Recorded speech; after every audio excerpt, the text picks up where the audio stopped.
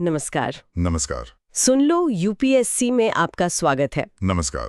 आज हम भारतीय इतिहास के एक बहुत ही दिलचस्प और सच कहूं तो अक्सर नजरअंदाज किए जाने वाले हिस्से की गहराई में उतर रहे हैं। हाँ, बिल्कुल। हम बात कर रहे हैं प्रायद्वीपीय भारत की प्रारंभिक मध्यकालीन राज व्यवस्थाओं की, मतलब 8वीं से 13वीं शताब्दी ईस्वी के दौरान दक्षिण भारत में शासन कैसे चलता था। और ये टॉपिक, जैसा आपने कहा, अक्सर उतना ध्यान नहीं पाता जितना शायद उत्तर भारत का इतिहास पाता है, पर ये बेहद जरूरी है। सही कहा।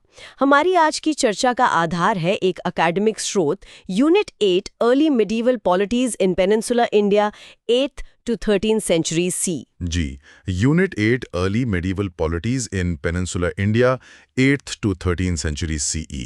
और देखिए, ये सिर्फ राजा महाराजाओं की कहानियां नहीं है। नहीं, बिल्कुल नहीं। ये उस समय के समाज, अर्थव्यवस्था और शक्ति के ताने बाने की कहानी है। कैसे वो स्ट्रक्चर बना, कैसे पावर ऑपरेट करती थी। खासकर दक्षिण के राज्यों में पांड्या मतलब पांड्यास, चेर यानी चेरास और महान चोल द चोलास, इनकी समझ के बिना मध्यकालीन भारत की तस्वीर, मैं कहूंगा, अधूरी है। बिल्कुल अधूरी है। और यूपीएससी के लिहाज से देखें तो अरे, यूपीएससी प्रीलिम्स और मेंस दोनों के लिए, खासकर जीएस पेपर 1 और जिनका इतिहास ऑप्शनल है, उनके लिए तो ये कक्की महत्वपूर्ण है, जैसा आजकल कहते हैं। मतलब बहुत ही ज्यादा इंपॉर्टेंट। ये समझना जरूरी है कि कैसे इन राज्यों की राजनीतिक संरचना थी, राजा की भूमिका क्या थी, कैसे वो लैंडेड मैग्नेट्स मतलब बड़े भूस्वामी उभरे, राजस्व प्रणाली कैसी थी, सैन्य संगठन कैसा था, और वो स्थानीय समूह जैसे ऊर, सभा, नाडू, उनकी शक्ति क्या थी, ये सब समझना होगा। और सिर्फ यही नहीं, हम ये भी देखेंगे कि विचारधारा मतलब आइडियोलॉजी ने इन राज्यों को कैसे आकार दिया और अलग-अलग इतिहासकारों ने इन्हें कैसे समझा है, उनके क्या मॉडल्स रहे हैं। हाँ, वो पूरी बहस भी जरूरी है। तो श्रोताओं के लिए इस डिटेल चर्चा के अंत तक इन सभी पहलुओं की एक साफ तस्वीर बन जाएगी। तो तैयार हो जाइए एक ज्ञानवर्धक सफर के लिए। चलिए शुरू करते हैं सेक्शन 8.1 इंट्रोडक्शन से। सबसे पहले ये प्रारंभिक मध्यकाल मतलब अर्ली मेडिवल पीरियड, इसका मतलब क्या है इस संदर्भ में? देखिए, ये वो दौर है, मोटे तौर पर 8वीं से 13वीं सदी, जब पूरे भारत में क्षेत्रीय राज्यों का उदय हो रहा था, उत्तर में भी और दक्षिण में भी। लेकिन स्रोत कहता है कि दक्षिण भारत की कहानी यानी पांड्य, चेर, चोल की थोड़ी अलग है। उनकी ऐतिहासिक प्रक्रियाएं उत्तर से भिन्न थीं। कैसे? हाँ, भिन्नता थी। देखिए, पृष्ठभूमि अलग थी। उत्तर में गुप्त साम्राज्य के पतन के बाद एक अलग तरह का फ्रैगमेंटेशन हुआ। दक्षिण में जो राज्य उभर रहे थे, उनकी जड़ें संगम युग और उसके बाद के बदलावों में थीं। तो हम देखेंगे कि ये राज्य कुछ मायनों में समान भी थे और कुछ में अलग भी। अच्छा, तो इस चर्चा का मिशन क्या है? स्रोत कहता है परत दर परत समझना। बिल्कुल, मिशन यही है कि इन दक्षिणी राज्यों की राजनीतिक संरचना मतलब पॉलिटिकल स्ट्रक्चर को लेयर बाय लेयर खोल कर समझें। कैसे वो ऑफ बाउट थे, कैसे काम करते थे। ठीक है, तो अब आते हैं सेक्शन 8.2 हिस्टोरिकल बैकग्राउंड पर। ऐतिहासिक पृष्ठभूमि, शुरुआत कहाँ से हुई? शुरुआत हमें संगम युग से करनी होगी। मोटे तौर पर 3री सदी ईसा पूर्व से 3री सदी ईस्वी तक। ये वो समय था जब आज के तमिलनाडु और केरल वाले क्षेत्र एक सांस्कृतिक इकाई थे, तमिलकम। ये नाम याद रखना जरूरी है, तमिलकम। तमिलकम। उस समय का समाज और अर्थव्यवस्था कैसी थी? क्या राज्य जैसी कोई चीज थी? नहीं, देखिए, विकास असमान था। कहीं खेती ज्यादा थी, कहीं कम। सामाजिक स्तरीकरण मतलब सोशल स्ट्रैटिफिकेशन अभी उतना गहरा नहीं हुआ था कि एक फॉर्मल राज्य यानी स्टेट की जरूरत महसूस हो। तो राजनीति कैसी थी? स्रोत कहता है चीफडम्स। हाँ, चीफडम्स मतलब छोटे बड़े मुखियाओं का राज। कोई नियमित टैक्स व्यवस्था नहीं थी, कोई स्थायी ब्यूरोक्रेटिक अधिकारी या स्थायी सेना नहीं। लड़ाई झगड़ों का जिक्र तो है वीरगाथाओं में, पर वो एक संगठित राज्य सेना जैसी नहीं थी। और ये आधुनिक अवधारणाएं जैसे क्षेत्र, टेरिटरी, संप्रभुता, सॉवरेनिटी, राज्य, स्टेट, बिल्कुल नहीं। ये सब बात की चीजें हैं। वो वीरों का युग था, वीरगाथाओं का युग। वैधता, लेजिटिमेसी कहाँ से आती थी? कवियों और भाटों की प्रशंसा से और ब्राह्मण पुरोहितों के यज्ञों से। हाँ, बिल्कुल। प्रशंसा काव्य और यज्ञ, यही लेजिटिमेसी के मुख्य स्रोत थे उन मुखियाओं के लिए। तो फिर बदलाव कब और कैसे आया? ये चीफडम से राजशाही राज्यों तक का सफर कैसे तय हुआ? ये बदलाव आया 3री सदी ईस्वी के बाद, और ये धीरे धीरे हुआ। इसके कई कारण थे, कोई एक नहीं। जैसे कि एक तो नदी घाटियों में हल वाली खेती का विस्तार हुआ, एक्सपेंशन ऑफ प्लाउ एग्रीकल्चर। इससे उत्पादन बढ़ा, सरप्लस बढ़ा। और इस सरप्लस से क्या हुआ?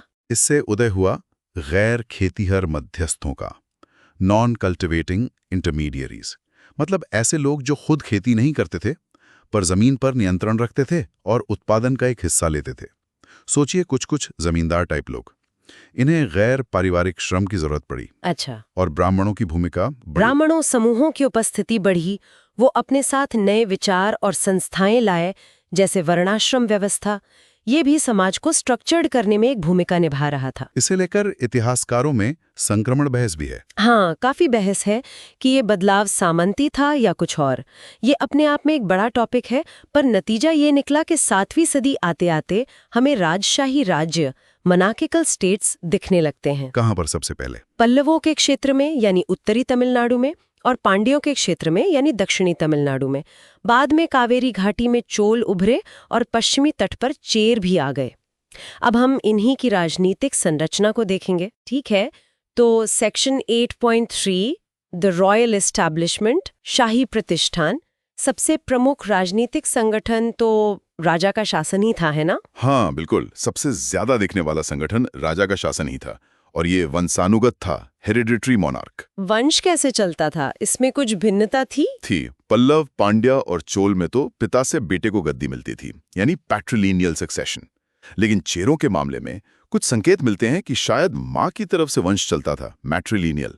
ये काफी दिलचस्प है और दक्षिण पश्चिम भारत की खासियत रही है। राजा की जाति या सामाजिक स्थिति क्या होती थी? ज्यादातर राजा क्षत्रिय होने का दावा करते थे, सूर्यवंश या चंद्रवंश से अपना नाता जोड़ते थे। कोई अपवाद? हाँ, पल्लव। वो खुद को ब्रह्म क्षत्र कहते थे, मतलब ब्राह्मण और क्षत्रिय दोनों का मिश्रण। ये उनकी उत्पत्ति की कहानी से जुड़ा है। और ये राजा किस मॉडल का अनुकरण कर रहे थे? वो उत्तर भारत में गुप्तों के बाद जो चक्रवर्ती राजा का मॉडल सफल हुआ था, उसी का अनुकरण करने की कोशिश कर रहे थे। एक सार्वभौम शासक बनने की इच्छा। अपनी शक्ति और वैधता जताने के लिए क्या करते थे? स्रोत में प्रशस्तियों का जिक्र है, इलैबोरेट प्रशस्तियां। हाँ, प्रशस्तियां बहुत महत्वपूर्ण थीं। ये राजा की प्रशंसा में लिखे गए लंबे अभिलेख होते थे। इनमें राजा की दैवी उत्पत्ति, उनकी वंशावली, उनका इतिहास, उनकी सैन्य विजय, दान पुण्य, सबका बड़ा चढ़ाकर वर्णन होता था। चेरों को छोड़कर? हाँ, चेरों के यहाँ इस तरह की विस्तृत प्रशस्तियां कम मिलती हैं, लेकिन बाकी राज्यों में ये आम थी। क्यों? क्योंकि ये नई राजनीतिक व्यवस्थाएं थी। इन्हें लेजिटिमेसी के लिए नई तकनीकों की जरूरत थी। पुरानी चीफडम वाली लेजिटिमेसी काफी नहीं थी। साहित्य में भी राजा और दरबार की भव्य छवि बनाई जाती थी? बिल्कुल। तमिल साहित्य में, जैसे संगम के बाद के साहित्य में, राजा और उसके दरबार का बड़ा शानदार वर्णन मिलता है। यह भी लेजिटिमेसी बनाने का एक तरीका था, जनता के मन में राजा की एक भव्य छवि बनाना। लेकिन क्या राजा सिर्फ नाम का था? क्या उसकी शक्ति सिर्फ इन प्रशस्तियों और कहानियों में ही थी, या जमीनी हकीकत में भी उसकी उपस्थिति महसूस होती थी? नहीं, सिर्फ नाम का नहीं था, उसकी उपस्थिति महसूस होती थी। इसके कई प्रमाण हैं। जैसे? हजारों शिलालेख मिले हैं जो राजा के शासनकाल के वर्ष, मतलब रेग्नेलियर, में दिनांकित है। भले ही वो शिलालेख सीधे राजा का आदेश न हो, पर उनमें राजा के शासन का जिक्र जरूर होता है। ये दिखाता है कि राजा की सत्ता एक पहचान थी। और राजा के सरकारी प्रतिष्ठान, मतलब उसके अधिकारी, कर्मचारी? हाँ, राजा के सरकारी प्रतिष्ठान राजधानी में तो होते ही थे, राज्य के दूसरे हिस्सों में भी मौजूद थे। नागरिक अधिकारी भी और सैन्य अधिकारी भी। चोल राज्य का उदाहरण यहाँ महत्वपूर्ण है। पुराने इतिहासकार जैसे के नीलकंठ शास्त्री उन्हें कैसा मानते थे? शास्त्री जी चोल राज्य को एक बहुत ज्यादा नौकरशाही वाला केंद्रीकृत साम्राज्य मानते थे, highly bureaucratic and centralised empire. उन्होंने तो इसकी तुलना बिजेंटीन रॉयल्टी से की थी, मतलब बहुत व्यवस्थित और कठोर नियंत्रण वाला। लेकिन बाद के इतिहासकारों ने, जैसे बर्टनस्टीन ने, इसे पूरी तरह खारिज कर दिया। हाँ, बर्टनस्टीन ने खंडीय राज्य, सेगमेंटरी स्टेट का मॉडल दिया, जो बिल्कुल उल्टा था। उनका कहना था कि केंद्र का नियंत्रण बहुत कम था और शक्ति स्थानीय इकाइयों में बटी हुई थी। तो सच क्या है? क्या स्रोत किसी एक पक्ष का समर्थन करते हैं? स्रोत अगर ध्यान से देखें तो इन दोनों ही एक्सट्रीम विचारों का पूरी तरह समर्थन नहीं करते। ना तो वह पूरी तरह से बिजेंटीन साम्राज्य जैसा केंद्रीकृत था, ना ही पूरी तरह से बिखरा हुआ खंडीय राज्य। सच्चाई कहीं बीच में है। क्या दूसरे राज्यों में भी राजा की उपस्थिति के प्रमाण हैं? हाँ बिल्कुल, पांड्य अधिकारियों का जिक्र सुदूर दक्षिणी त्रावणकोर तक के अभिलेखों में मिलता है। अच्छा। हाँ, और चेल राजा खुद राजधानी से दूर वलप्पल्ली नाम की जगह पर एक छोटी सी ब्राह्मण सभा की अध्यक्षता करते हुए पाए गए हैं। ये दिखाता है कि राजा सिर्फ राजधानी में नहीं बैठता था, उसका प्रभाव बाहर भी था। और चोल अधिकारी तो दूर दराज की जगहों जैसे उत्तर मेरूर की ग्राम सभाओं में भी अधिकारपूर्वक उपस्थित रहते थे, उनके फैसलों में हस्तक्षेप करते थे। तो ये कहना कि राजा और उसका प्रतिष्ठान सिर्फ इतिहासकारों की कल्पना थे, ये गलत होगा। उनकी वास्तविक उपस्थिति और शक्ति थी। ठीक है, अब आते हैं एक और बहुत महत्वपूर्ण पहलू पर, section 8.4 landed magnets S states agents, यानी राज्य के एजेंट के रूप में भूस्वामी। हाँ, ये चोल राज्य की संरचना को समझने के लिए बहुत जरूरी है। जब चोल राज्य मजबूत हुआ, खासकर 10वीं सदी के आसपास, तो राजा के सरकारी प्रतिष्ठान में बड़ी संख्या में पदाधिकारी या एजेंट भी बढ़े, फंक्शनरीज और एजेंट्स। और ये एजेंट कौन थे? क्या ये कोई खास वर्ग था? हाँ, ये समाज के प्रभावशाली लोग थे, खासकर जमीन के बड़े मालिक, भूस्वामी, लैंडेड मैग्नेट्स। ये लोग 10वीं सदी के बाद बहुत ताकतवर हो गए थे। कहाँ पर ज्यादा? खासकर कावेरी डेल्टा क्षेत्र में, जो चोलों का हृदय स्थल था, और उसके आसपास के इलाकों में। इनकी उपाधियां भी बड़ी बड़ी होती थीं। स्रोत में कुछ नाम हैं: उद्यायन, वेलन, अरयन, मुविंदवेलन। जी हाँ, दोहराता हूं, उद्यान, वेलन, अरायन, मुविंदोवेलन। ये उपाधियां क्या दिखाती थीं? जमीन का मालिकाना हक और राज्य की संरचना में कोई पद। बिल्कुल, ये दोनों चीजें दिखाती थीं। अक्सर इन उपाधियों के आगे चोल राजा का नाम या उनकी कोई उपाधि भी जुड़ी होती थी, जैसे राजराज पल्लवयन। इसका मतलब है राजा राजराज का पल्लव प्रमुख। और एक जगह तो साफ लिखा है कि उपाधि राज्य ने दी थी, पट्टम कट्टिना पेयार। हाँ, पट्टम कट्टिन पेयर मतलब वो नाम जो उपाधि देने पर मिला। तो राज्य क्या कर रहा था? जब ये जमींदार वर्ग ताकतवर हुआ, तो राज्य ने उन्हें नजरअंदाज नहीं किया। उसने उन्हें पहचाना, उन्हें उपाधियां दी और उन्हें अपने काम में लगा लिया। ये एक तरह की चालाक चाल थी, उन्हें व्यवस्था का हिस्सा बना लेना। तो राज्य के ज्यादातर एजेंट या अधिकारी, जैसा पुराने इतिहासकार कहते थे, इसी भूस्वामी वर्ग से आते थे। हाँ, ज्यादातर। कई तरह के पद थे: अधिकारी, अधिकारीज, ओले नायकन, जो शायद शाही आदेशों को लिखने और जारी करने वाले मुख्य सचिव जैसे थे, दंड नायकम, जो सैन्य कमांडर जैसे लगते हैं, श्रीकार्याम, जो मंदिरों के प्रबंधन से जुड़े होते थे, वगैरह। और जिसकी जितनी ज्यादा हैसियत, जमीन, प्रभाव, उसकी उतनी बड़ी उपाधि और ऊंचा पद। ये लोग करते क्या थे? राजा का काम। मूल रूप से राजा का काम, राजा के आदेशों को लागू करना, राजस्व वसूलना, न्याय करना, मंदिरों का प्रबंधन देखना। राजा खुद उन्हें कहता था नम करुमम अरयुम, मतलब हमारे काम की देखभाल करने वाले। और नंतमर? हाँ, नंतमर, हमारे आदमी। दूसरों के लिए वे कोयर रामर थे, राजा के आदमी। वे राजधानी में भी काम करते थे और दूर दराज के इलाकों में भी प्रशासन चलाते थे। क्या ये स्थायी पद थे? क्या ये एक तरह की ब्यूरोक्रेसी थी? स्रोत में तबादलों का जिक्र है। हाँ, हमें इन एजेंटों के एक जगह से दूसरी जगह तबादले के सबूत मिलते हैं। ये दिखाता है कि ये सिर्फ स्थानीय प्रभावशाली लोग ही नहीं थे, बल्कि उन्हें राज्य कहीं भी भेज सकता था। ये किसी न किसी तरह की नौकरशाही या ऑफिशियल डम का संकेत तो देता है, भले ही वो आज की तरह की न हो। ये पैटर्न कब ज्यादा दिखा? ये उत्तम चोल के समय यानी 10वीं सदी के अंत में लोकप्रिय होना शुरू हुआ। फिर राजाराज प्रथम 985 से 1014 सीई और उनके बेटे राजेंद्र प्रथम 1014 से 1044 सीई के समय में ये व्यवस्था बहुत विस्तृत हो गई। ये चोल शक्ति का चरम काल था। और ये कब कम होने लगा? ये कुलोतुंग द्वितीय के समय यानी 12वीं सदी के मध्य तक आते आते कम होने लगा।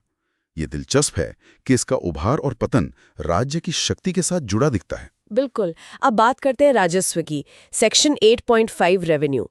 कहा जाता है कि राजा का प्रशासन सबसे ज्यादा राजस्व मामलों में ही दिखता था। हाँ, राजस्व प्रशासन में राज्य अपने सबसे संगठित और कहें तो दखल देने वाले रूप में सामने आता है, क्योंकि राज्य चलता ही राजस्व से है। क्या पांड्या और चैर राज्यों में भी टैक्स व्यवस्था थी? संकेत तो मिलते हैं। सरप्लस एक्सट्रैक्शन यानी अधिशेष वसूली तो होती थी, लेकिन वो टैक्स था या जमीन का किराया, ये कहना हमेशा आसान नहीं होता। चेर अभिलेखों में अट्टैकोल नाम के एक वार्षिक भू राजस्व का जिक्र मिलता है जो राजा को जाता था। पांड्य अभिलेखों में भी कई राजस्व से जुड़े शब्द मिलते हैं। लेकिन सबसे साफ जानकारी चोलों के बारे में है। हाँ, चोलों के बारे में। क्यों?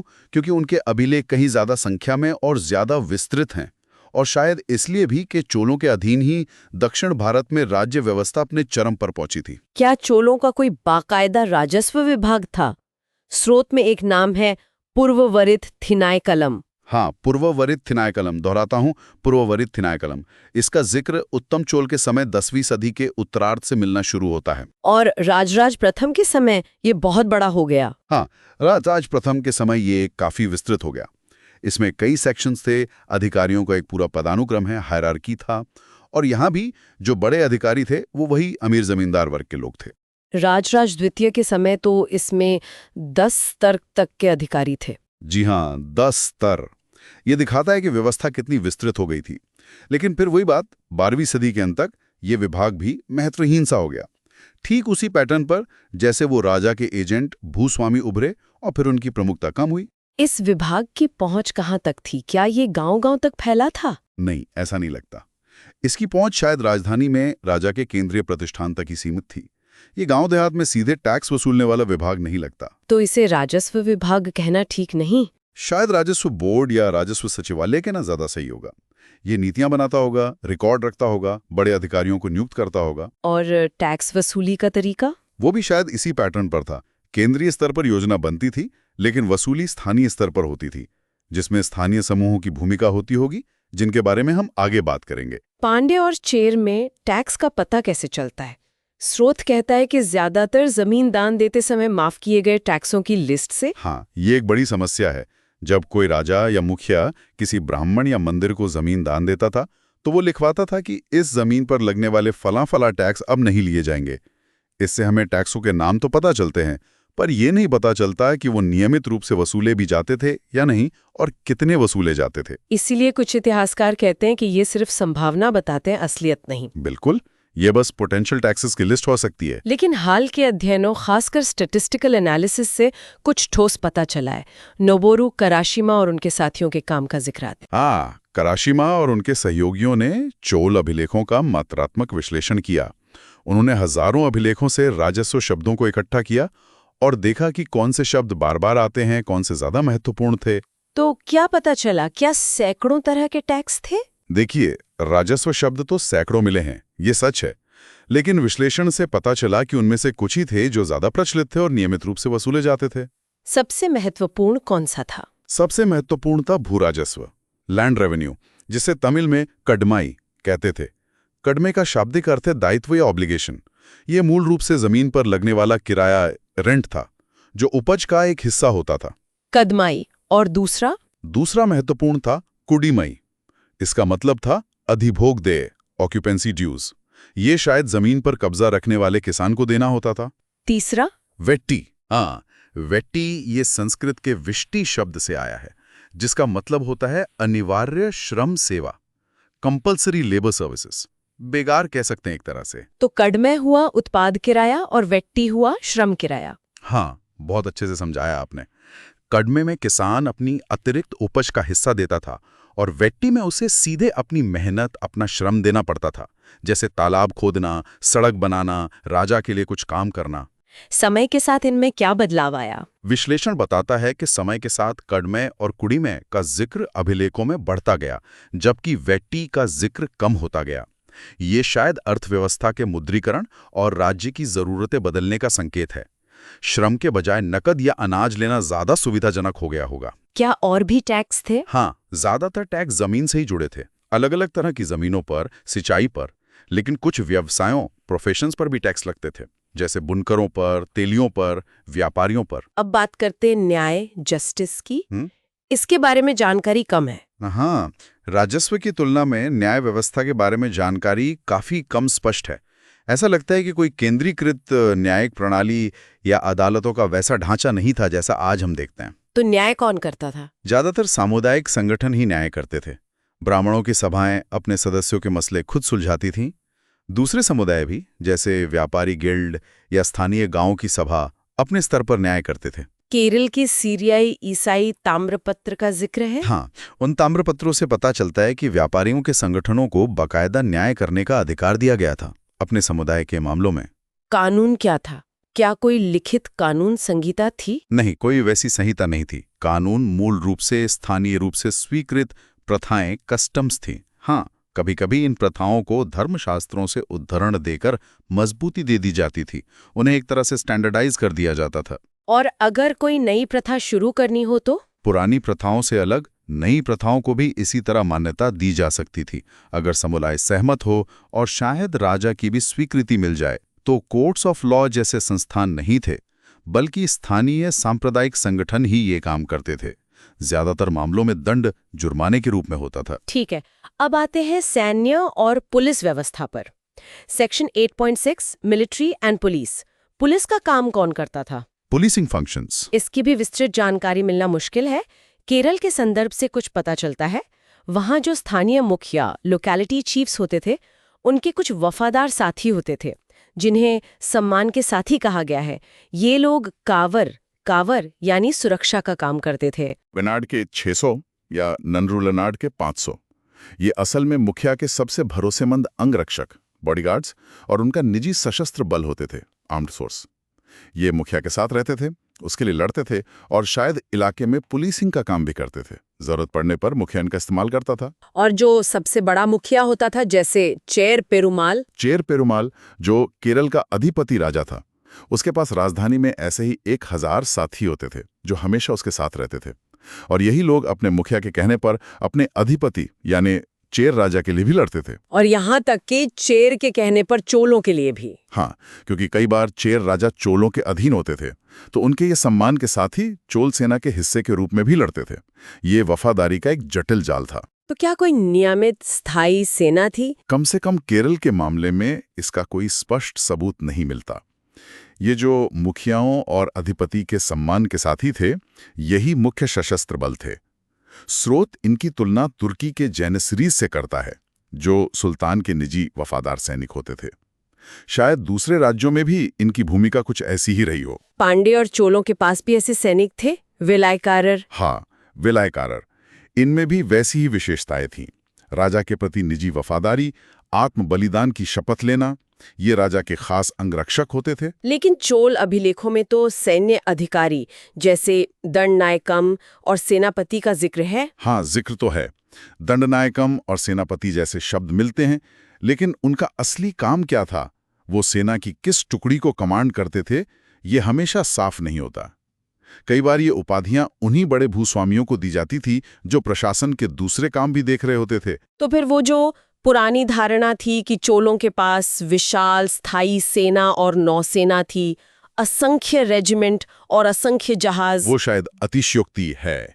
नीलकंठ शास्त्री जैसे इतिहासकारों ने चोलों की विजयों, खासकर राजेंद्र प्रथम की गंगा घाटी और दक्षिण पूर्व एशिया की विजयों के आधार पर यह तस्वीर बनाई थी। लेकिन शायद सेना उतनी बड़ी और स्थायी नहीं थी जितनी मानी जाती थी। तो क्या इसका मतलब ये है कि राज्य के पास कोई बल प्रयोग की शक्ति ही नहीं थी? नहीं, ऐसा कहना भी सबूतों को नजरअंदाज करना होगा। राज्य युद्ध लड़ते थे, विद्रोह दबाते थे, टैक्स वसूलते थे, बल प्रयोग तो होता था। तो असलियत क्या थी? सेना की संरचना कैसी थी? एक ज्यादा यथार्थवादी तस्वीर शायद ये है, एक ऐसी व्यवस्था जिसमें मुखियाओं और राजा के निजी अंगरक्षक, सम्मान के साथी वेड़ेकारर शामिल थे। जरूरत पड़ने पर भर्ती किए गए भाड़े के सैनिक, मर्सनरीज रिक्रूटेड एडहॉक, और स्थानीय जमींदार, अभिजात वर्ग, लोकल लैंडेड एलीट के नेतृत्व में लड़ने वाली टुकड़ियां थी, जिनके पास वो बड़ी बड़ी उपाधियां होती थी। हाँ, वही दंडनायकम, सेनापति टाइप उपाधियों वाले भूस्वामी।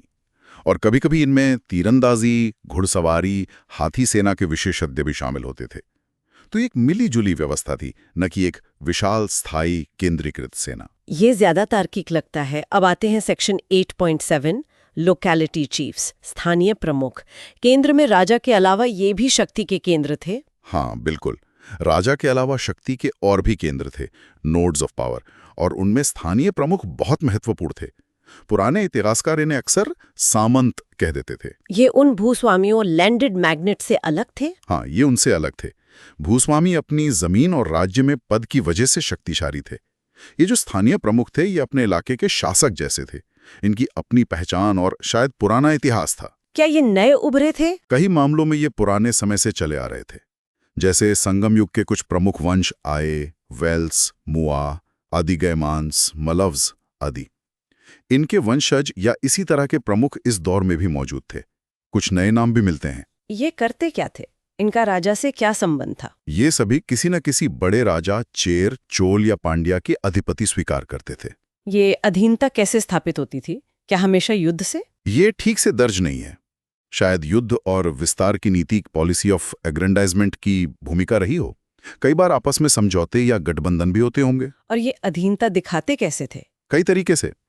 एक तो वो अपने इलाकों में जो भी रिकॉर्ड जारी करते थे, जैसे दान देना आदि, वो अपने अधिपति राजा के शासनकाल के वर्षों में दिनांकित करते थे। अच्छा, इससे पता चलता था कि वो किसके अधीन है। हाँ, दूसरा, वो आपस में और अपने अधिपति राजा के साथ जटिल राजनीतिक और वैवाहिक गठबंधन, पॉलिटिकल एंड मैट्रिमोनियल अलायंसेस बनाते थे। जैसे चोल राजा अपनी बेटियों की शादी पूर्वी चालुक्य जैसे अधीन राजाओं से करते थे। इससे रिश्ते मजबूत होते थे। इनकी भूमिका बहुत महत्वपूर्ण थी राज्य की स्थिरता के लिए। क्या सभी प्रमुख एक जैसे थे? उनकी शक्ति, उनका रुतबा बराबर था? नहीं, उनमें काफी भिन्नता थी। उनके इलाकों का आकार बहुत अलग अलग था, कोई छोटा कोई बड़ा। कुछ प्रमुख क्षत्रिय होने का दावा करते थे, पर ज्यादातर नहीं करते थे। उनके पास अपना प्रशासन भी होता था? हाँ, कुछ के पास अपना छोटा मोटा प्रशासन, अपने अधिकारी होते थे, जबकि कुछ शायद ज्यादा साधारण प्रमुख रहे होंगे। लेकिन एक चीज सब में समान थी। क्या? उन सभी के पास अपने सम्मान के साथियों के दल होते थे, यानी उनकी अपनी छोटी सेना और पुलिस। और जरूरत पड़ने पर ये सेना अधिपति राजा को दी जाती थी या उसके आदेश पर कहीं लड़ने जाती थी। इसका कोई उदाहरण है? हाँ, केरल का उदाहरण है। वल्लुवनाड नाम के इलाके के प्रमुख के सैनिक प्रसिद्ध टक्कोलम की लड़ाई, बैटल ऑफ टक्कोलम 949 सीई में अपने चेर अधिपति के लिए लड़े थे। और उस समय चेर खुद चोलों के अधीन थे। हाँ, तो वल्लुवनाड के सैनिक असल में अपने चेर राजा के हुक्म पर चोलों के लिए लड़ रहे थे। ये अधीनता की परतें दिखाता है। क्या अधिपति राजा को इन प्रमुखों के इलाकों से कुछ मिलता था, राजस्व का हिस्सा? हाँ, ऐसा लगता है कि अधिपति राजा इन प्रमुखों के इलाकों से राजस्व का एक हिस्सा, पार्ट ऑफ द रेवेन्यू, लेते थे। वो सीरियाई ईसाई ताम्रपत्र, जिनका हमने पहले जिक्र किया, उनमें चेर अधिपति के 110 हिस्से का जिक्र है जो उसे उस इलाके से मिलता था। और आय का बंटवारा 2.1 के अनुपात में भी होता था? हाँ, कुछ मामलों में ऐसा भी जिक्र है कि स्थानीय आय अधिपति राजा और स्थानीय प्रमुख के बीच 2.1 के अनुपात में बांटी जाती थी। ये उनके बीच के पदानुक्रम, हायरार्की को भी साफ दिखाता है। वैवाहिक संबंध भी अधीनता को मजबूत करते थे। हाँ, बिल्कुल।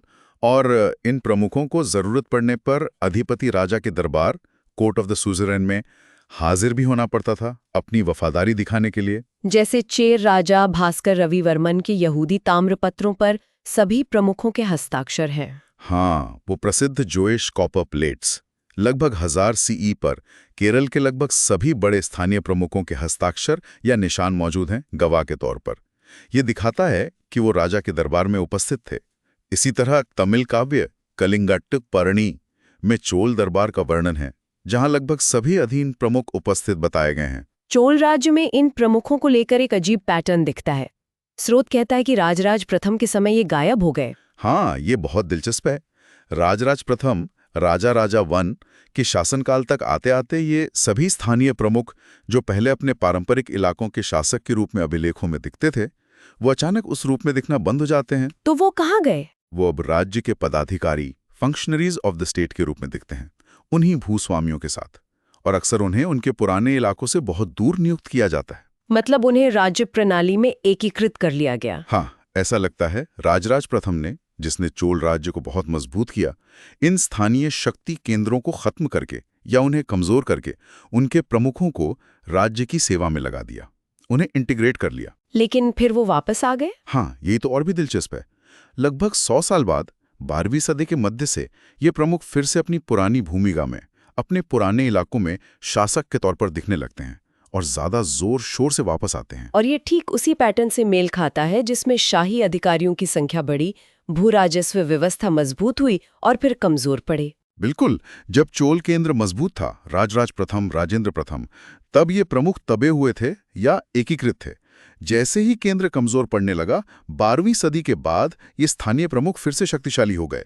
ये राज्य की प्रकृति के बारे में बहुत कुछ बताता है। ये वाकई बहुत दिलचस्प पैटर्न है।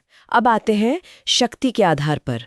Section 8.8 local groups, the basis of power, स्थानीय समूह, शक्ति का आधार। स्रोत कहता है कि असली शक्ति शायद यहीं थी। हाँ, कई इतिहासकार अब ये मानते हैं कि इन राज्यों की शक्ति का असली आधार ये स्थानीय समूह यानी लोकल ग्रुप्स ही थे। इनकी भूमिका बहुत अनूठी थी दक्षिण भारत में। सबसे ज्यादा चर्चा किसकी होती है? सभा की। हाँ, सभा की चर्चा सबसे ज्यादा होती है। ये ब्राह्मणों की सभा होती थी, जो ब्राह्मणों को दान में मिले गांव, जिन्हें ब्रह्मदेह कहते थे, उनका प्रबंधन करती थी। ये जमीन पर नियंत्रण रखती थी, अपने नाम पर भी और मंदिरों के नाम पर भी। जानकारी ज्यादा क्यों है इनके बारे में? क्योंकि ब्राह्मण साक्षर थे और उनके गांवों और मंदिरों में ही सबसे ज्यादा पत्थर के शिलालेख लगाए जाते थे, जो आज तक बचे हुए हैं। लेकिन हमें ये याद रखना चाहिए कि ब्राह्मणों की आबादी कुल आबादी का एक छोटा हिस्सा ही थी, हालांकि उनके पास गैर अनुपातिक रूप से ज्यादा जमीन थी। तो ब्राह्मणों की बस्तियां, जिन्हें तमिल में ब्रह्मदेयम और केरल में ग्रामुम कहते थे, वो गैर ब्राह्मण गांवों से कम थीं। हाँ, संख्या में वो गैर ब्राह्मण गांवों से काफी कम थी। गैर ब्राह्मण कृषि गांवों को तमिल में वेल्लानवकय या आमतौर पर सिर्फ ऊर कहा जाता था। ऊर। इनके बारे में जानकारी कम है, पर क्या ये कम महत्वपूर्ण थे? बिल्कुल नहीं। जानकारी भले ही कम हो, पर ये कम महत्वपूर्ण नहीं थे। संख्या में ये बहुत ज्यादा थे। ज्यादातर आबादी इन्हीं गांवों में रहती थी, इसलिए अर्थव्यवस्था, समाज और यहाँ तक कि राजनीति पर भी इनका प्रभाव शायद सभाओं से कहीं ज्यादा रहा होगा। बस दिक्कत यह है कि इनके रिकॉर्ड्स उतने मिलते नहीं। हाँ, साक्षर लोगों के रिकॉर्ड हमेशा ज्यादा होते हैं। चोलों के बारे में ऊर की जानकारी पांडिचेरी से ज्यादा है। हाँ, चोल अभिलेख ज्यादा मिलने की वजह से हमें चोल काल के ऊर के बारे में थोड़ी बेहतर जानकारी मिलती है। ऊर की संरचना कैसी होती थी? एक ऊर में रिहायशी इलाका होता था, जिसे ऊरनट्टम कहते थे, जहां भूस्वामी रहते थे। फिर कारीगरों की बस्ती होती थी, कम्मनचेरी, और खेतों में काम करने वाले मजदूरों की बस्ती होती थी, परेचेरी। ये बस्तियों का अलगाव समाज के स्तरीकरण और सामाजिक दूरी को साफ दिखाता है। मूल इकाई क्या थी? कुटुंब? हाँ, कुटुंब यानी घर या परिवार मूल इकाई थी। मजदूर और कारीगर प्राथमिक उत्पादक थे, मतलब वही असल में चीजें पैदा करते थे या बनाते थे। और जो भूस्वामी थे, जिन्हें उलुकुटीज कहा जाता था, उनका जमीन पर श्रेष्ठ अधिकार होता था। और इन्हीं भूस्वामी परिवारों के लोग आगे चलकर वो बड़ी उपाधियों वाले मैग्नेट्स या राज्य के एजेंट बनते थे। हाँ, ज्यादातर इन्हीं उलुकुटी परिवारों के बुजुर्ग या सदस्य होते थे, जो ऊर की सभा में शामिल होते थे और आगे चलकर नाडु स्तर पर या राज्य स्तर पर भूमिका निभाते थे। ऊर की अपनी सभा भी होती थी, उरार या उरोम। हाँ, ऊर की सभा को उरार या उरोम कहते थे। सदस्य कौन होते थे? गांव के जमीन वाले परिवारों के बड़े बुजुर्ग, मुखिया लोग। ये गांव की साझी जमीन, सिंचाई, छोटे-मोटे झगड़ों और पूरे गांव के हितों से जुड़े फैसले लेते थे। क्या ये राज्य और स्थानीय लोगों के बीच कड़ी का काम भी करते थे? हाँ, ये राज्य के आदेशों को लागू करने में, टैक्स इकट्ठा करने में मदद करते थे।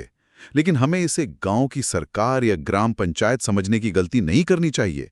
ये मूल रूप से जमीन वाले प्रभावशाली लोगों का समूह था, जो अपने हितों की रक्षा करता था।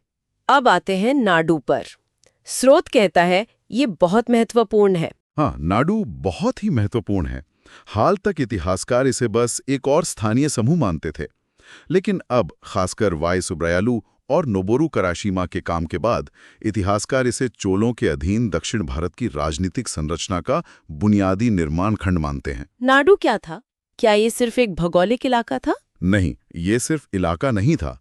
नाडु शब्द का प्रयोग उस इलाके के लिए भी होता था और उस इलाके के प्रवक्ताओं की सभा के लिए भी होता था, जिसे नट्टार या नट्टोम कहते थे। और इस सभा के सदस्य कौन थे? इलाके के प्रमुख जमींदार। ठीक वैसे ही जैसे ओर सभा में गांव के जमींदार होते थे, वैसे ही नाडु सभा में उस पूरे इलाके के बड़े जमींदार होते थे। नाडु क्षेत्र कैसा होता था? नाडु मूल रूप से वेल्लन-वकाई गांव यानी गैर ब्राह्मण कृषि बस्तियों का एक समूह होता था।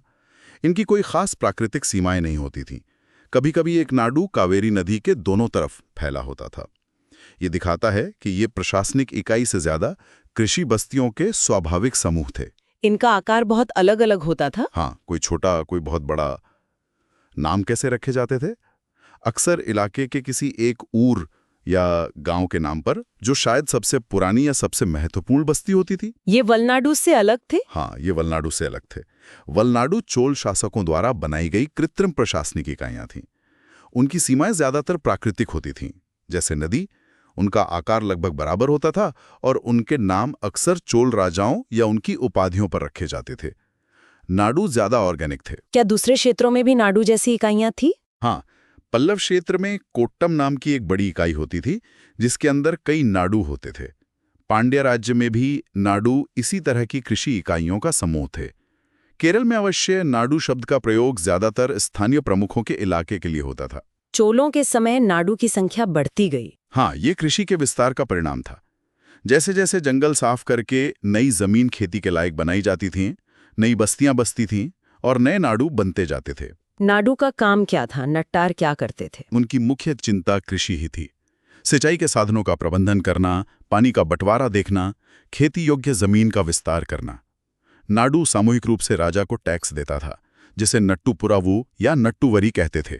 और राजा के आदेश लागू करना? हाँ, नाडु सभा राजा के आदेशों को स्थानीय स्तर पर लागू करती थी, जैसे जमीन की सीमा तय करना, किसी को भूमि अनुदान देना हो तो उसकी प्रक्रिया पूरी करना, टैक्स वसूली में मदद करना, स्थानीय मंदिरों का प्रबंधन देखना। तो मतलब राज्य नाडु को एक तरह से अपना स्थानीय एजेंट मानता था। हाँ बिल्कुल, नाडु नीचे से विकसित हुआ एक समूह था, लेकिन राज्य ने उसे अपनी प्रणाली का अभिन्न अंग बना लिया था। वो राज्य और जमीनी स्तर के बीच एक बहुत महत्वपूर्ण कड़ी था। उरुर और नाडु के अलावा और कौन से स्थानीय समूह थे? ब्रह्मदेयम की सभा। हाँ, ब्रह्मदेयम गांव यानी ब्राह्मणों के गांव। इनका प्रबंधन उनकी सभाएं सभाज करती थीं। सदस्य कौन होते थे? गांव के संपत्ति वाले ब्राह्मण पुरुष, जिन्हें वेदों और शास्त्रों का ज्ञान हो और जिनका आचरण अच्छा हो। इस सदस्यता के नियम काफी खड़े होते थे। सभाएं कैसे काम करती थीं? क्या वो बहुत व्यवस्थित थीं? हाँ, उनके काम करने का तरीका अक्सर धर्मशास्त्रों के नियमों के अनुसार होता था। वो समितियों के माध्यम से काम करती थी। हर समिति का अपना काम होता था, जैसे सिंचाई समिति, उद्यान समिति, वित्त समिति। ये बहुत अनुशासित और व्यवस्थित तरीके से काम करती थी। ये उनकी वर्गीय एकजुटता दिखाती थी। हाँ, ये दिखाती थी कि वो एक गैर खेतीहर मध्यस्थ वर्ग थे, जिनका जमीन पर श्रेष्ठ अधिकार था, और वो अपने उन अधिकारों और अपनी स्थिति को लेकर कितने सजग और संगठित थे। मनूर शिलालेख और खासकर उत्तर मेरूर शिलालेख इसके बहुत प्रसिद्ध उदाहरण हैं, जिनमें सभा के चुनाव और कामकाज के नियम दिए गए हैं। लेकिन इन्हें जमीनी लोकतंत्र, democracy at grass root levels कहना गलत है। हाँ, ये राष्ट्रवादी इतिहास लेखन की देन थी और तथ्यों के बिल्कुल विपरीत है। एक ऐसे जाति आधारित समाज में जहां सदस्यता के लिए संपत्ति और वेद ज्ञान की शर्तें हों और जहां महिलाओं और निचले तबकों को कोई अधिकार ना हो, उसे लोकतंत्र कहना बिल्कुल गलत है। शक्ति संपत्ति वाले उच्च वर्ण के पुरुषों के हाथ में ही थी। ठीक है। और एक और समूह था, नगरम। हाँ, नगरम। ये व्यापारियों के संगठन थे। ये भी सभाओं की तरह ही कॉर्पोरेट निकाय थे, अपने नियम कानूनों के साथ। केरल के कोल्लम का उदाहरण है। हाँ, केरल में कोल्लम, जिसे तब कुर्किनी कोल्लम कहते थे, में जो सीरियाई ईसाई व्यापारियों की बस्ती थी, उसके ताम्रपत्रों में नगरम के संगठन और अधिकारों का विस्तृत वर्णन मिलता है। उन्हें काफी प्रशासनिक, वित्तीय और यहाँ तक कि न्यायिक अधिकार भी दिए जाते थे। स्थानीय व्यापारी समूह भी थे। हाँ, स्थानीय स्तर पर भी व्यापारियों के छोटे बड़े समूह होते थे। व्यापार और व्यापारियों ने भी राज्य व्यवस्था को काफी हद तक प्रभावित किया, खासकर तटीय इलाकों में और व्यापार मार्गों पर। तो ये थे स्थानीय समूह, ऊर, सभा, नाडु, नगरम। अब आते हैं विचारधारा पर। Section 8.9 ideology. राजनीति को समझने के लिए समाज और विचारधारा को समझना क्यों जरूरी है? क्योंकि कोई भी राजनीतिक व्यवस्था हवा में नहीं बनती। वो समाज की संरचना और उसमें प्रचलित विचारों, विश्वासों, मूल्यों यानी विचारधारा पर टिकी होती है और उसे मजबूत भी करती है। तो दक्षिण भारत का तत्कालीन समाज कैसा था? जैसा हमने पहले बात की, वो एक स्तरीकृत समाज था।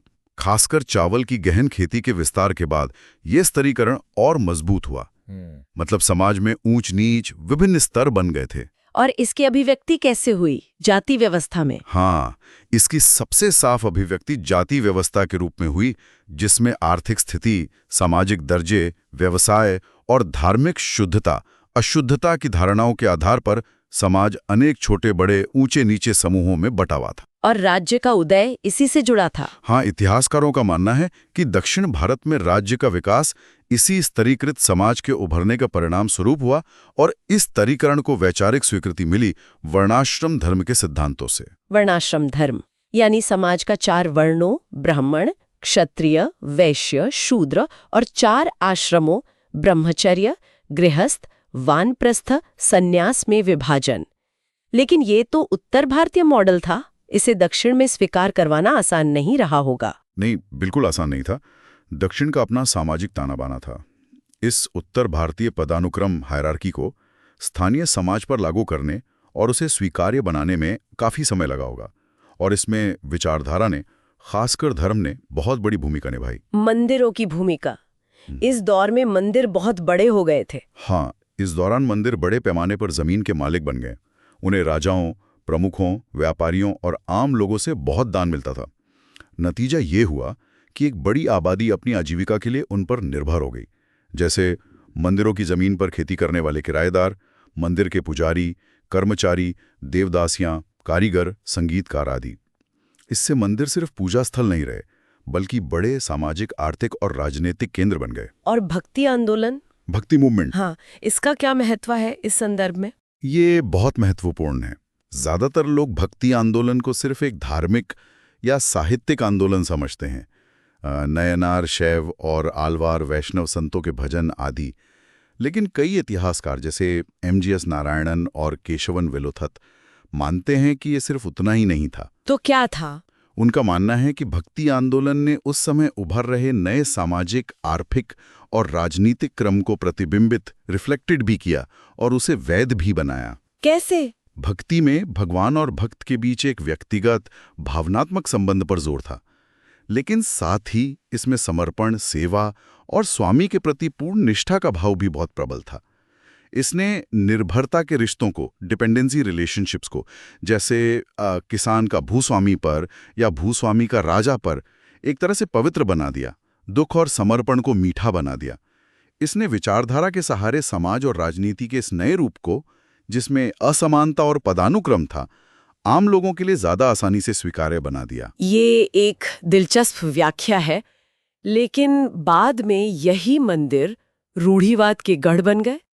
विडंबना देखिए, जो मंदिर एक समय में इतने लोकप्रिय और शायद कुछ हद तक प्रगतिशील आंदोलन, जिसने वेदों के बजाय स्थानीय भाषा और भावनाओं पर जोर दिया था, वही मंदिर बाद में कर्मकांड, रूढ़िवाद, ऑर्थोडॉक्सी और अंधकारवाद के केंद्र बन गए। इतिहास की गति ऐसी होती है, चीजें बदल जाती हैं। बिल्कुल। अब आते हैं आखिरी वैचारिक हिस्से पर, सेक्शन 8.10, कंसेप्चुअल कंसिडरेशंस। इतिहासकारों ने इन राज्यों को कैसे समझा है, मॉडल्स क्या रहे हैं? हाँ, ये समझना भी जरूरी है कि समय के साथ इतिहासकारों की समझ कैसे विकसित हुई। शुरुआती 20वीं सदी में जब भारतीय राष्ट्रवाद उभर रहा था, तो इतिहासकारों ने इन राज्यों को बड़े गर्व के साथ महान साम्राज्य, एम्पायर्स के रूप में देखा। नीलकंठ शास्त्री का काम। हाँ, प्रोफेसर पी.वी. नीलकंठ शास्त्री, जो दक्षिण भारतीय इतिहास के पितामह माने जाते हैं, उन्होंने पांड्य राज्य को पहला साम्राज्य, दूसरा साम्राज्य कहा, और चोल राज्य को तो उन्होंने अत्यधिक केंद्रीकृत, बहुत सक्षम नौकरशाही वाला, विशाल सेना और नौसेना वाला एक महान साम्राज्य बताया। साथ ही उन्होंने स्वायत्त स्थानीय निकायों, ऑटोनमस लोकल बॉडीज की भी बात की। ये मॉडल लंबे समय तक प्रभावी रहा। लेकिन इसमें विरोधाभास था। हाँ, बाद के इतिहासकारों ने सवाल उठाया, खासकर बर्टन स्टीन ने। उन्होंने कहा कि एक मजबूत केंद्र और शक्तिशाली स्वायत्त स्थानीय निकाय, ये दोनों एक साथ कैसे हो सकते हैं? ये तो विरोधाभासी है। तो स्टीन ने क्या मॉडल दिया? खंडीय राज्य, सेगमेंटरी स्टेट। हाँ, स्टीन ने वाई सुब्बरायलू के नाडू पर किए गए काम का इस्तेमाल करते हुए और अफ्रीका के अलूर समाज के अध्ययन पर आधारित एडन साउथहॉल के मॉडल को अपनाते हुए खंडीय राज्य का सिद्धांत दिया। इसकी विशेषताएं क्या थीं? इसकी मुख्य विशेषताएं थीं अनेक शक्ति केंद्र, मल्टीपल सेंटर्स ऑफ पावर। केंद्र में राजा की संप्रभुता ज्यादातर धार्मिक या अनुष्ठानिक होती थी, जबकि असली राजनीतिक शक्ति स्थानीय खंडों में होती थी। हर केंद्र या खंड का अपना प्रशासनिक स्टाफ होता था, और ये खंड पिरामिड की तरह संरचित होते थे, जिसमें नीचे के खंड ऊपर वालों के अधीन होते थे, पर काफी हद तक स्वायत्त होते थे। इस मॉडल की आलोचना भी हुई। हाँ, बहुत आलोचना हुई। मुख्य आलोचना ये थी कि ये मॉडल एक जनजातीय अर्ध साक्षर अफ्रीकी समाज के लिए बनाया गया था। इसे दक्षिण भारत जैसे जटिल, स्तरीकृत, पूर्ण साक्षर, विशाल मंदिर और सिंचाई व्यवस्था वाले समाज पर लागू करना ठीक नहीं है। इसने राज्य की शक्ति को बहुत कम करके आंका। फिर भारतीय सामंतवाद का मॉडल आया। हाँ, कुछ इतिहासकारों, खासकर एमजीएस नारायणन और केशवन वेलुथत ने केरल के संदर्भ में तर्क दिया कि भक्ति आंदोलन और पूरी राजनीतिक संरचना, जिसमें राजा, प्रमुख मंदिर, जमीन, अनुदान शामिल थे, वो मूल रूप से सामंती, फ्यूडल थी। उन्होंने इसे उत्तर भारत के सामंतवाद से थोड़ा अलग बताया, पर मूल प्रकृति सामंती ही मानी। इसकी भी अपनी आलोचनाएं हैं, खासकर यूरोपीय सामंतवाद से इसकी तुलना को लेकर। तो फिर सबसे ताज़ा दृष्टिकोण क्या है? नोबोरू काराशिमा का काम? हाँ, प्रोफेसर नोबोरू काराशिमा और उनके सहयोगियों जैसे वाई सुब्बारायलु और पी षणमुगम ने एक अलग रास्ता अपनाया। उन्होंने सिद्धांतों पर बहस करने के बजाय बड़ी संख्या में चोल शिलालेखों का मात्रात्मक विश्लेषण किया। मतलब आंकड़ों का अध्ययन? हाँ, स्टैटिस्टिकल एनालिसिस। उन्होंने देखा कि कौन सी उपाधियां ज्यादा इस्तेमाल होती थीं, कौन से टैक्स ज्यादा लिए जाते थे, अधिकारियों का कार्यकाल कितना होता था, जमीन का मालिकाना हक कैसे बदल रहा था। इससे अटकलों की जगह ठोस डेटा सामने आया। और परिणाम ये हुआ कि अब हमें इन विभिन्न सिद्धांतों को परखना आसान हो गया है। हमें पता है कि राज्य न तो शास्त्री के बताए अनुसार पूरी तरह केंद्रीकृत था, न ही स्टीन के बताए अनुसार पूरी तरह खंडीय। भूस्वामियों की भूमिका, नाडू का महत्व, राजस्व प्रणाली की प्रकृति, इन सब के बारे में हमारी समझ अब कहीं ज्यादा स्पष्ट और न्यूआंस्ड है। हम कह सकते हैं कि अब हम प्रारंभिक मध्ययुगीन दक्षिण भारत की राज्य व्यवस्थाओं को काफी बेहतर तरीके से समझते हैं। बहुत बढ़िया। तो ये थी विस्तृत चर्चा। अब सेक्शन 8.11 समरी, संक्षेप में मुख्य बातें दोहराते हैं। जरूर। हमने देखा कि प्रारंभिक मध्यकाल यानी 8वीं से 13वीं सदी में दक्षिण भारत में पांड्य, चेर और चोल जैसे क्षेत्रीय राज्य उभरे, जिनकी अपनी विशिष्ट राजनीतिक संरचना थी। शासन वंशानुगत राजतंत्र था। राजा और उसका शाही प्रतिष्ठान महत्वपूर्ण थे, लेकिन वो अकेले शक्ति का केंद्र नहीं थे। हाँ, खासकर चोलों के अधीन बड़े भूस्वामी राज्य के एजेंट के रूप में उभरे और बहुत शक्तिशाली हो गए। एक विस्तृत राजस्व प्रणाली विकसित हुई, जिसका आधार भू राजस्व था। न्याय व्यवस्था ज्यादातर स्थानीय समुदायों के हाथ में थी, और सेना स्थायी और केंद्रीकृत न होकर राजा मुखिया के अंगरक्षकों, भाड़े के सैनिकों और स्थानीय प्रमुखों की टुकड़ियों पर आधारित थी। स्थानीय प्रमुख, लोकालिटी चीफ्स भी शक्ति के महत्वपूर्ण केंद्र थे, जो बड़े राजाओं की अधीनता स्वीकार करते थे। चोलों ने उन्हें एकीकृत करने की कोशिश की, पर वो फिर उभर आए। लेकिन शक्ति का असली आधार स्थानीय समूह थे। गैर ब्राह्मणों की उर्सभा, ब्राह्मणों की सभा, व्यापारियों का नगरम और सबसे महत्वपूर्ण कृषि इलाकों का समूह और उसकी सभा नाडू। बिल्कुल। और इस पूरी राज्य व्यवस्था का उदय सामाजिक स्तरीकरण, खासकर जाति और वर्णाश्रम धर्म से जुड़ा था, जिसे धर्म और विचारधारा, खासकर भक्ति आंदोलन ने वैधता प्रदान करने में मदद की।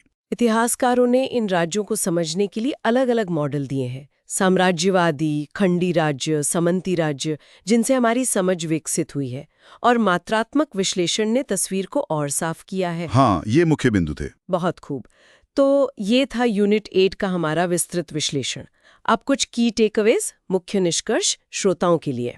ठीक है। पहला, याद रखें कि 8वीं 13वीं सदी के दक्षिण भारत में पांड्य, चेर, चोल जैसे क्षेत्रीय राज्य थे, जिनकी अपनी खास राजनीतिक संरचना थी, जो उत्तर से थोड़ी अलग थी। दूसरा, राजा वंशानुगत क्षत्रिय ब्रह्मक्षत्र केंद्र में था, पर शक्ति केवल उसी के पास केंद्रित नहीं थी, उसकी भूमिका बदलती रहती थी। तीसरा, भूस्वामी लैंडेड मैग्नेट्स उदयन, वेलन, अरायन, मुवेंदवैलन बहुत ताकतवर हुए, खासकर चोल राज्य में, और राज्य के एजेंट बने, नम करुणम आर्यम। चौथा, राजस्व, खासकर भू राजस्व कड़मय कुडिमय राज्य का आधार था। चोलों ने इसके लिए पुरवरी तिनेक्कलम जैसा एक केंद्रीय सचिवालय भी बनाया, पर वसूली स्थानीय स्तर पर होती थी। पांचवा, सेना स्थायी नहीं थी, बल्कि अंगरक्षकों, सम्मान के साथी, विलय करर, जरूरत पड़ने पर भर्ती किए गए सैनिकों और स्थानीय प्रमुखों की सेनाओं पर निर्भर थी। छठा, स्थानीय प्रमुख चीफ्स महत्वपूर्ण शक्ति केंद्र थे, जो अधिपति राजा के अधीन थे। चोलों ने इन्हें एकीकृत किया, पर ये राज्य के कमजोर पड़ने पर फिर उभर आए। सातवां, असली शक्ति और राज्य का आधार स्थानीय समूहों में था। ऊर, गैर ब्राह्मण गांव सभा, ब्राह्मण गांव सभा, और सबसे बढ़कर नाडू, गैर ब्राह्मण कृषि गांव का समूह और उसकी सभा, इसे बुनियादी निर्माण खंड माना गया है। नगरम, व्यापारी संगठन भी महत्वपूर्ण थे। आठवां, राज्य का उदय सामाजिक स्तरीकरण, जाति, वर्णाश्रम धर्म से गहराई से जुड़ा था, और भक्ति आंदोलन जैसी विचारधाराओं ने इस नई व्यवस्था को वैधता प्रदान करने में महत्वपूर्ण भूमिका निभाई। और नवा, इतिहासकारों ने इन राज्यों को अलग अलग मॉडल्स, साम्राज्य, खंडीय राज्य, सामंती राज्य से समझने की कोशिश की है, और हाल के मात्रात्मक विश्लेषण से हमारी समझ ज्यादा स्पष्ट और संतुलित हुई है। बेहतरीन सारांश। दोस्तों, ये था प्रारंभिक मध्ययुगीन दक्षिण भारत की राज्य व्यवस्थाओं का हमारा विस्तृत विश्लेषण। हाँ, जानकारी काफी ज्यादा है, काफी डेंस है, तो मेरा सुझाव रहेगा कि इसे कम से कम एक बार और जरूर सुने ताकि सारे कॉन्सेप्ट्स, नाम और रिलेशनशिप्स दिमाग में ठीक से बैठ जाएं। बिल्कुल, यूपीएससी के लिए ये क्यों जरूरी है? देखिए, ये आपको न सिर्फ जीएस पेपर 1 और इतिहास ऑप्शनल में अच्छे अंक दिलाएगा, बल्कि इससे दक्षिण भारत के जटिल इतिहास, वहाँ की राज्य व्यवस्था, समाज और अर्थव्यवस्था की एक गहरी न्यूआंस्ड समझ मिलेगी। और ये समझ आपको भारत के अतीत को सिर्फ उत्तर भारत की नजरिए से नहीं बल्कि एक समग्रता में देखने में मदद करेगी। जी। ये बहुत जरूरी है एक बैलेंस्ड पर्सपेक्टिव के और लिए। जीवन में देखिए, इतिहास हमें बहुत कुछ सिखाता है। ये आपको सिखाता है कि शक्ति कैसे काम करती है, पावर स्ट्रक्चर्स कैसे बनते और बदलते हैं, समाज कैसे संरचित होता है और कैसे विचार यानी आइडियोलॉजी इतिहास को आकार देती हैं। ये समझ आपको वर्तमान को भी बेहतर ढंग से समझने में मदद करती है। बिल्कुल सही कहा। तो अगर आपको ये गहन चर्चा, ये विस्तृत विश्लेषण पसंद आया तो इंतजार किस बात का? हमारे YouTube चैनल सुन लो यूपीएससी को अभी लाइक करें। अपने दोस्तों के साथ जो यूपीएससी की तैयारी कर रहे हैं या इतिहास में रुचि रखते हैं, उनके साथ शेयर करें। अपने विचार, अपने सवाल कमेंट्स में हमें बताएं। हाँ, आपके कमेंट्स हमारे लिए बहुत महत्वपूर्ण है। और हाँ, सब्सक्राइब करना तो बिल्कुल ना भूलें और वो घंटी वाला आइकॉन भी दबा दें ताकि आपको हमारे अगले सेशन का नोटिफिकेशन मिल जाए। हम आपके लिए ऐसे ही ज्ञानवर्धक सेशंस लाते रहेंगे जो आपको यूपीएससी की तैयारी में मदद करें। अगली बार फिर मिलेंगे एक नए टॉपिक के साथ। तब तक पढ़ते रहिए, समझते रहिए और आगे बढ़ते रहिए। जय हिंद। जय हिंद।